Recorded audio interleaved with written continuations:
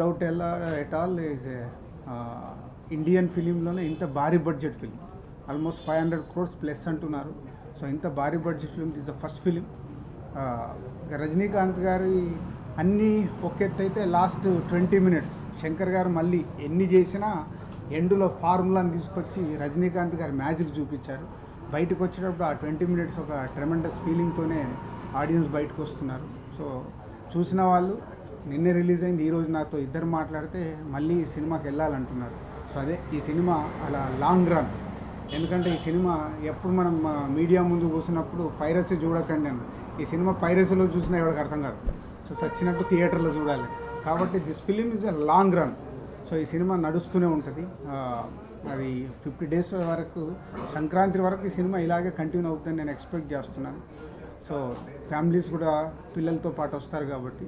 So Shankar గారికి and Lyca వారికి thank you very much. ఇలాంటి సినిమాని తెలుగులో ప్రసాద్ గారు, మేము యూవి క్రియేషన్ కలిసి తెలుగు స్టేట్స్ రిలీజ్ చేసాం.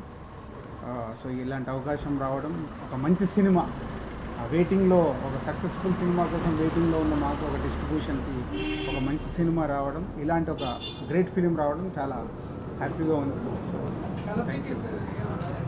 సో సినిమా చూసిన వాళ్ళందరూ ట్విట్టర్లో ఉన్నవాళ్ళు ట్విట్టర్లో చెప్తున్నారు. ఈరోజు మహర్షి షూటింగ్కి వెళ్ళగానే మహేష్ బాబు గారు నైట్ చూశాను, ఏం తీశాడండి శంకర్ గారు, 2Dలోనే చూశారు, ఇంట్లో చూశారు, ఎంత బాగుంది అసలు. గౌతమ్ సినిమా చూసి డాడ్ ఐ వాంట్, నేను మళ్ళీ వెళ్ళాలి సినిమాకి అని అంటే నేనే ఇప్పుడు చెప్పాను 3D బిగ్ స్క్రీన్కి పంపిద్దామండి, పిల్లలు ఎంజాయ్ చేస్తారు. This a feeling. అంటే గౌతమ్ లాంటి ఒక చిన్న బాబుకి మళ్ళీ వెళ్ళాలని ఒక ఫీలింగ్ ఉంది అంటే ఈ సినిమా అలాంటి ఫిలిం. ఇది ఆగే సినిమా కాదు. ఇది పిల్లలు స్టార్ట్ అయిపోతే నా అంచనా సో ఫ్యామిలీస్ కదులుతారు. ఎనీథింగ్ అంటే ఈ సినిమా గురించి చాలా భయపెట్టారండి. అంటే ఎవరు చూసింది లేదు. రిలీజ్కు 4-5 రోజుల ముందు మేమిద్దరం మాట్లాడుకునే వాళ్ళం, అక్కడ అలా అంటున్నారు, ఇక్కడ ఇలా అంటున్నారు, ఆ సెన్సార్ ఇదంటే వీ డోంట్ నో. బట్ ఒక నమ్మకం ఉంది. నా క్యాలిక్యులేషన్ ఏంటంటే ఎప్పుడు ఎవరేది మాట్లాడి నేను ఒకటే చెప్పాను, 200 కోట్లతో తీసిన రోబోని అలా ఉందంటే 500 crores బడ్జెట్ రజనీకాంత్ గారిని పెట్టుకొని సంథింగ్ ఏదో మ్యాజిక్ ఇస్తాడు శంకర్ గారు, నో డౌట్. అంటే కొందరు డౌట్, సార్ దాంట్లో లవ్ స్టోరీ ఉంది, దీంట్లో లవ్ స్టోరీ లేదు. ఇప్పుడు ఈ సినిమా నిజంగా లాజిక్లు అదేలా ఇదేలా అని స్క్రిప్ట్ ఇవన్నీ మాట్లాడేటోళ్ళది గురించి నేను మాట్లాడాను.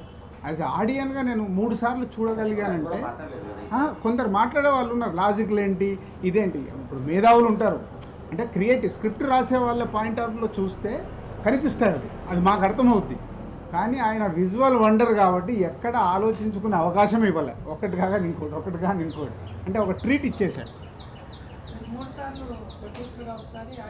నేను ఎప్పుడు ఆడియన్ కాదు, ఫస్ట్ చూసింది నేను ఆడియన్గా. మరీ మార్నింగ్ 5 o'clock నేను యూవి వంశీ ఇద్దరం వేసుకొని, వీళ్ళకేమో అక్కడ తమిళనాడులో 5 గంటలకు షోలు స్టార్ట్ అయింది, మాకు లేవు హైదరాబాద్లో.